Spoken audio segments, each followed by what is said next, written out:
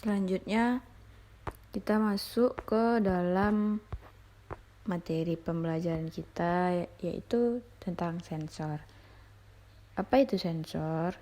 Sensor adalah perangkat yang digunakan untuk mendeteksi perubahan besaran fisik seperti tekanan, gaya, besaran listrik, cahaya, gerakan, kelembaban, suhu, dan kecepatan, dan fenomena lingkungan lainnya.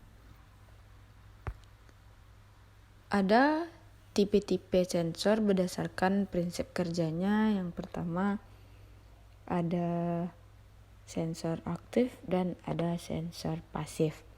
Yang pertama kita membahas sensor aktif. Sensor aktif adalah sensor yang membutuhkan sumber energi tambahan untuk bekerja. Sumber energi luar biasanya disebut sinyal eksitasi. Sinyal tersebut oleh sensor dimodifikasi untuk memproduksi sinyal output. Yang kedua ada sensor pasif. Sensor pasif adalah sensor yang tidak membutuhkan sumber energi tambahan dan secara langsung mengeluarkan sinyal elektrik untuk merespon rangsangan. Dengan kata lain, energi pada rangsangan oleh sensor menjadi sinyal output. Selanjutnya kita beranjak ke jenis-jenis sensor. Yang pertama ada akselerometer. Akselerometer adalah sensor yang mendeteksi perubahan posisi, kecepatan, orientasi, goncangan, getaran, dan kemiringan dengan gerakan indera. Yang kedua ada sensor cahaya. Sensor cahaya atau light sensor adalah sensor analog yang digunakan untuk mendeteksi jumlah cahaya yang mengenai sensor tersebut. Yang ketiga ada sensor suara. Sensor suara adalah sensor analog yang digunakan untuk merasakan tingkat suara.